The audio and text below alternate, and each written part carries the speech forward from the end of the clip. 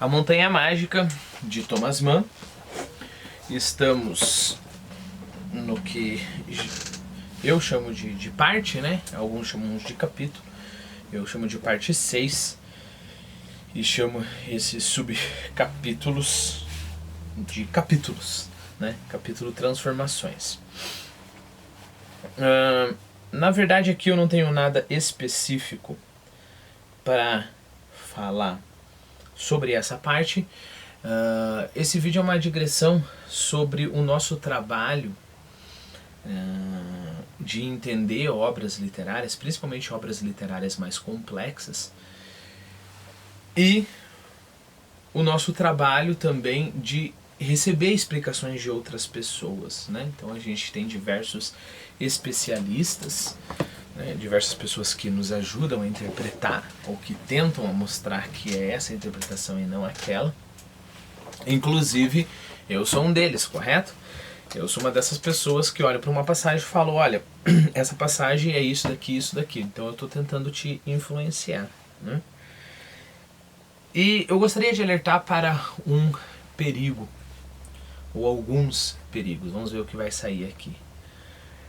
O primeiro perigo é: eu começo pela via que o autor me apontou e me perco nessa via, perdendo de vista o que o autor tinha. Isso é meio abstrato, então vamos deixar isso mais palpável. Eu entro lá, eu abro o Dom Casmurro e numa determinada parte eu vejo, por exemplo, que o o Santiago se aproveita da situação privilegiada, né, da estrutura social daquela época, que ele é o marido, ele pode mandar, né, e manda ela lá para a Europa, capitular para a Europa, e penso, bom, agora vamos achar no livro todos os casos em que o Santiago é um pai de família, dessa sociedade patriarcal, etc, etc. E aí vou para esses caminhos, né? E aí vou tentando achar no livro inteiro e começo a olhar o livro inteiro sob esse viés, né? E não percebo que essa via que eu criei é uma via minha, não é uma via do Machado de Assis. Sim, aquela coisa pode estar ali, mas eu esqueço do livro de fato. Eu esqueço da realidade do livro que eu estou estudando. E já não estou no mundo do Machado de Assis. Já não estou no mundo, por exemplo, aqui da Montanha Mágica. Eu estou no meu mundo das minhas teorias, etc, etc, né? Só esse caso específico, eu usei esse caso específico porque eu vi gente fazendo isso, né? Não se trata de negar que haja, como eu falei, né? Ele tem o poder ali de mandar. Eu não sei a estrutura legal do Brasil naquele tempo, mas eu acredito que se ele quisesse, ele podia simplesmente meter o pé na bunda dela, ela vai ter que, se ela quiser se separar, ela vai ser com uma mão na frente e outra atrás. Não se trata de negar isso, realmente existia isso, mas esse não é o ponto do Dom Casmurro. Isso é uma coisa que acontece no Dom Casmurro, que é o ponto do Dom Casmurro, é esse conflito de uma, por exemplo, essa parte, né? Essa tragédia em que o Bentinho foi se meter, né? Que de um jeito ou de outro ele está num lugar trágico, né? A dúvida está lá e a dúvida dele é a tragédia dele, né? Isso é muito mais importante. Eu sei que não é livro do Dom Casmurro, não é vídeo sobre Dom Casmurro, mas perceba, ao sair e ficar na minha teoria, no mundo que eu criei para explicar o Dom Casmurro, eu perco todas essas dimensões que o livro queria me mostrar, né? Eu perco aquilo que o livro preza mais do que uma crítica à sociedade paternalista, patriarcal, esse tipo de coisa, tá? Então tenha isso em mente, ok? Muito cuidado, porque eu acho que eu tenho, talvez eu falei lá na introdução desses vídeos, 120 vídeos atrás, muito cuidado quando você vai a um livro com um método e com uma ideia prévia. O livro, se ele é uma coisa, se é de alguém que a gente respeita, e eu acho que o Thomas Mann a gente pode incluir nessa categoria de pessoas, né? O livro é uma coisa orgânica e é ele que nos diz sobre o que ele quer falar. É ele que nos diz para que caminho ele quer andar, né? Então, às vezes o livro não quer mais falar sobre determinada coisa que a gente gosta. Às vezes o livro mudou de opinião. Às vezes o livro aborda superficialmente uma questão e outras questões ele aborda extensivamente, né? Então o nosso trabalho como bom amigo, se o livro é uma coisa viva, né, é manter esse diálogo com o livro, né? É o nosso trabalho aqui, ok? Bom, ainda seguindo nessa linha, isso quer dizer que eu não posso ter as minhas teorias sobre o livro? É claro que eu posso. Só que eu sempre tenho que retornar à base, né? Mais ou menos como na filosofia, né? Na filosofia a gente começa a ter algumas ideias e aí a gente faz um sistema de ideias, né? E nesse sistema tudo se encaixa bonitinho, aí você vai criando um sistema cada vez mais complexo, né? Quando eu falo a gente, eu falo os filósofos, né? Eu não consigo fazer isso não. Só que muita gente, muita gente, e gente genial, né, se perde da base, que é a experiência dele, que é a realidade, né? Então a filosofia dele funciona no livro dele enquanto um sistema isolado, né? E essa ideia é reforçada pelo estruturalismo, né? Então na verdade a filosofia está ali na obra, né? E ao fazer isso se perde a realidade e o filósofo deixa de parar e pensar assim, epa, peraí, mas isso acontece mesmo? Peraí, quando que isso aconteceu? É assim mesmo? É assim mesmo? Ou eu só estou usando algumas regras lógicas aqui para criar um mundinho explicativo, fechado, né?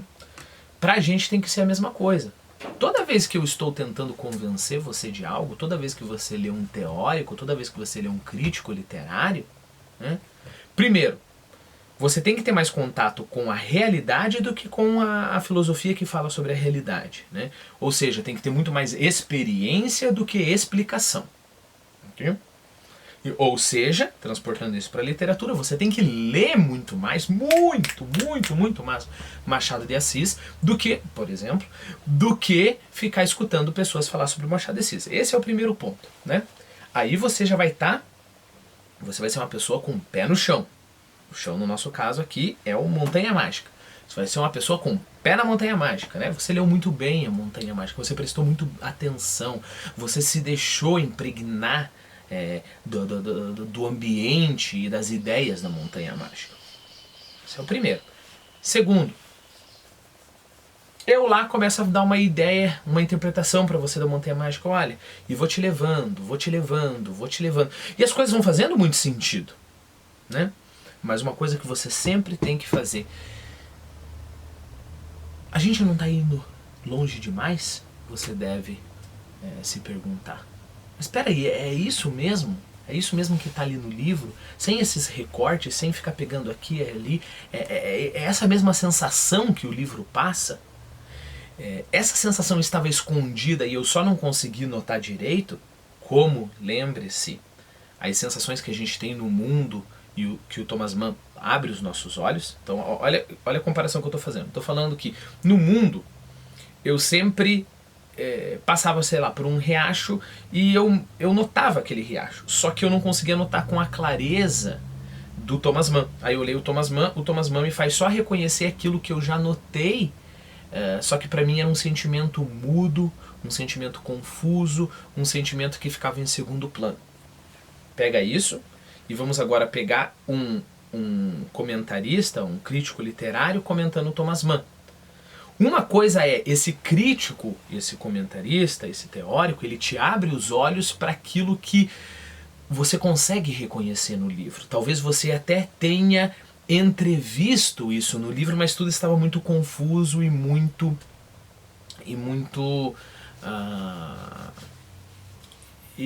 como é que eu posso dizer, muito ralo na tua percepção. né? Você estava vendo como que uma fumaça, como que um véu que às vezes aparecia, às vezes desaparecia.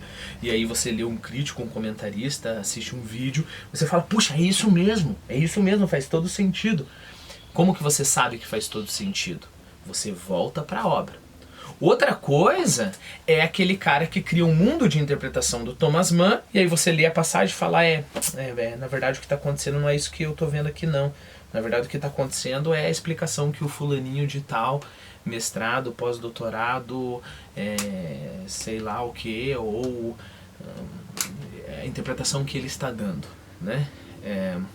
Se você fizer isso, se você não conseguir ver, se você está usando só a opinião de autoridade, e aí eu me incluo, né? Se você está seguindo esses vídeos, você se interessa pela minha opinião.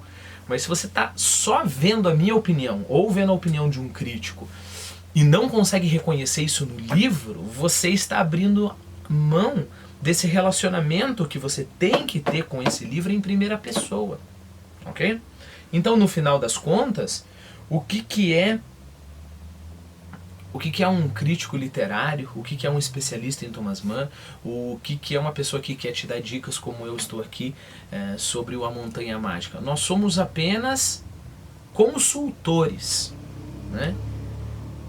Tem que fazer sentido o que as pessoas falam nessas consultas. Deixa eu te dar um exemplo. Eu nunca gostei dessa história de ir para o médico ou para qualquer especialista e eles têm uma lógica totalmente obscura a mim e eles me falam e eu simplesmente aceito por mais que a minha experiência seja outra, né? Eu não estou dizendo que eu tenho que ser... Que eu saiba mais que o médico, mas a consulta é uma consulta. Eu vou consultar o cara para ver se eu vou acatar o que ele está falando, né? E a gente pode ver como isso é interessante ao consultar diferentes médicos com diferentes pontos de vista, né? No final das contas, eu vou ter que decidir qual médico eu vou acatar.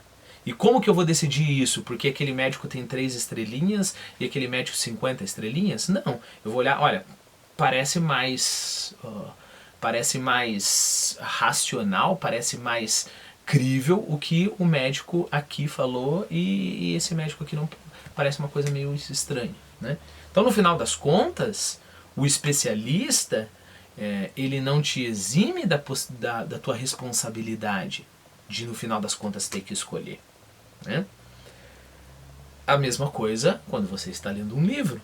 Um especialista não pode te dar, especialista, ou sei lá o que seja, não pode te dar uma interpretação que você não consegue ver, que não faz sentido para você, mas você vai fechar os seus olhos para o livro para ouvir o especialista. Isso já é parar de ler o Thomas Mann. Você parou de ler A Montanha Mágica, né? Assim como um filósofo que tenta descrever a experiência, né, descobrir a experiência humana, quando ele fecha os olhos para a experiência e começa a ficar só no mundinho do livro dele, ele já está fazendo historinha, né? Ele já está fazendo ele é esperto, ele é, né, criativo no máximo, né? Nem próximo da sabedoria de conhecer a verdade, ok? Se a gente for para um lado um pouco mais espiritual, a afirmação é a seguinte: a verdade aparece a todos, né? Então, o nosso dever, cada um de nós, é nos refinarmos até conseguirmos ver a verdade, né? Sei que eu fui longe, mas olha, eu falo sobre determinada passagem. Olha, essa passagem aqui na verdade é isso, aquilo. Você tem que ter personalidade suficiente para falar não me parece. Pode ser, lembre-se, isso não é afirmar que você tem uma verdade ou tem outra verdade. Não é isso. Pode ser que eu esteja errado na minha afirmação, eu tenha exagerado, eu me empolguei com uma explicação que eu achei. É o caso eu acho que vários dos nossos críticos, né, eles se empolgam com essa explicação social, né, e aí interpretam tudo por essa explicação. Então pode ser que eu tenha me empolgado com uma explicação que me é querida, ou pode ser que ainda você precisa de mais alguma ajuda para entender algumas coisas ali, ok? Ou, o que mais acontece, a grande maioria das vezes, é um meio termo, né? E a gente coloca mais um aspecto. Pode ser que eu não tenha me expressado direito, né?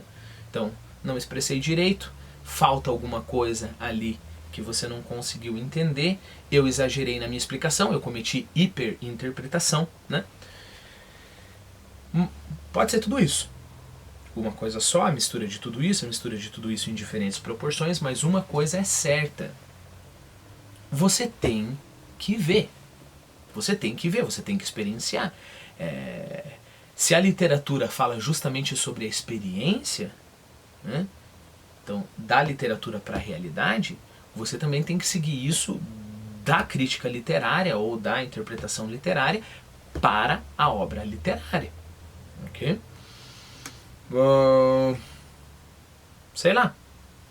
Tem um livro, os críticos falam que esse livro é maravilhoso e é uma porcaria. E eles vão lá com aquelas explicações, blá blá blá blá blá blá, é maravilhoso, blá blá blá. Falam, olha, no teu mundinho aqui, fora do livro, quando você começa a esquecer o livro, ele parece bom nas tuas explicações, mas o livro é uma porcaria. Exemplo disso quer ver? Um que as pessoas falam, cadê o Hilda Hilst? Tem um livro dela que ela fala sobre uma menininha que é abusada. Uma menina de 5, 6 anos, 7 anos, sei lá, que é abusada. E aí vem as pessoas com mão no queixo e falam, mas veja bem, isso é uma crítica, blá blá blá, blá blá blá, né? No final, a gente descobre que a menina estava mentindo, né? Então, na verdade isso é um tapa na cara da hipocrisia, sei lá o que. E as pessoas vão com aquelas explicações, depois das explicações, pode ser o maior especialista do mundo. Eu vi a autora defendendo esse livro. Mas, lendo o livro, prestando atenção no livro, levando em conta os contra-argumentos, eu ainda acho que é um livro porcaria. É um livro muito, muito ruim. É um livro extremamente ruim. Então, no final das contas, por que nós temos que ter essa responsabilidade, nós temos que ter uma autoria na interpretação das coisas, nós não podemos só receber a interpretação das coisas, a gente corre, é claro, o risco de estar errado, né? Isso é um risco que todos nós temos que correr, mas essa é a dignidade do ser humano, né? Você assume a responsabilidade pelos teus atos, e nesse caso pelas tuas interpretações, né? Você fala, tá, você é o especialista maior do mundo, então me convença, porque eu não estou convencido. Você assume pra você.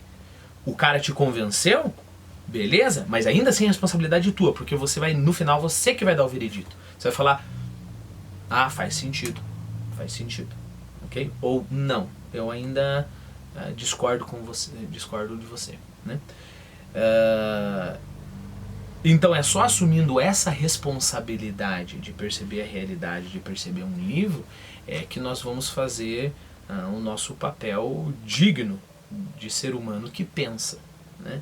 O problema é quando a gente lê um sistema lá, lê uma filosofia, e dentro da filosofia a gente é convencido, e depois a gente vai para a realidade, a gente está vendo determinada coisa que é diferente do que a filosofia explica, e aí o que nós fazemos? Não, mas eu aprendi, o grande filósofo falou que é assim, então é assim, né? Isso é degradante, né? Você está colocando a responsabilidade das tuas decisões, das tuas interpretações, da tua percepção nas costas dos outros. Quer seja um especialista, um cientista, um filósofo, um crítico literário, em qualquer área da vida. Ok? Então, estou aqui te alertando para esses perigos, né? É muito comum as pessoas gostarem de literatura,